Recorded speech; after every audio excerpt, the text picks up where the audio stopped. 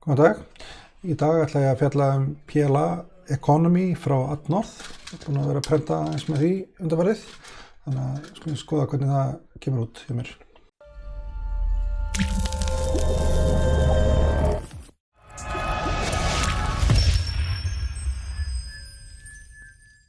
Svo ég keypti þetta filament fyrir einhverja mánuði síðan og er búinn að vera að prenta alls konar projekt með þeim og líka bara svona gadget og svoleiðis og svo núna þegar ég byrjaði að taka upp aftur YouTube-vídeó þá ákvað ég að prenta nokkuð testprent og til að svona reyna eins á filamentið og ég ætla að sýna ykkur nokkuð prent sem ég er búinn að vera að gera og ef við byrjum á hérna bara svona temp tower þá sýnist mér með stringing á þessu að svona 110 til 115 komið best út hvað varðandi stringing. Overhangs eru mjög góð og annars bara prentast þetta ljómandi vel út í öllum hitastigum frá 190 til 230 en það er mest stringing í 190, 195 og svo 230 og 225. Þannig að 210, 215 verðist vera svona sweet spot fyrir þetta og ég er búinn að prenta hérna nokkra hluti eins og hérna þetta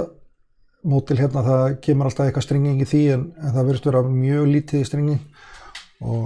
svo gerði ég þetta retraction test hérna og það er smá stringing í því en þetta var prentað á 225 gráðum þannig að það er hérna, sýnir aðeins stringing og svo er ég með hérna bensin sko, hann er hérna helviti fínn, það er bara ekkert út á þetta prenta setja held ég, það er hérna þetta kemur bara mjög vel út og það er varla að sjá nokkuð einasta galla í þessum bensi og svo er hérna printið solid testprint það kemur líka vel út það er ekkert vesen í því og hérna bara hefnaðist mjög vel svo er ég að gera hérna svona leikvang þetta hérna við alveg endalausum retractions og hérna það var ekki neitt stringing í þessu þetta bara kom alveg fullkomið bara út úr prentaranum sko og ég er með hérna hvítt og svart og svo líka grátt keypti 3 rúllur og búinn að vera að prenta hérna alls konar svona gadgets og svona snák og eitthvað dæmi sko og hérna annan hérna einhvern hangkall og eitthvað svona þetta er svona gadget sem að ég hérna var að leika með bara þegar ég fekk þetta filament fyrst og svo var ég að prenta hérna svona Star Wars hérna thermal detonator hann kom bara mjög vel út og hérna ekkert út af hann að setja það brotnaði reyndar aðeins hérna inn í hann þannig að heyrist aðeins hérna hringl en annars bara mjög vel út og hérna er annað bensi sem ég gerði það er smá svona bowline hérna galli í honum ég kann sjá það ná vel en það er annars bara kom hann mjög vel út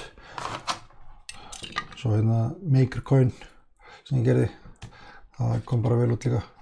köttur það er núna já í 3 svona gaura Púki hann er hérna líka sem var alltaf með mér hérna áður fyrir í YouTube hann er hérna á sýnistöðaborðinu þannig að þetta er allt eins og að vera hvað er ég meira með hérna já hérna andlit hérna sem ég skannaði með einhverju skanna sem ég keypti þetta er reyndar ekki mjög gott skann það er rosalega hrjúft ég keypti einhvern ódýran skann á netinu og er ekki ánægður með hann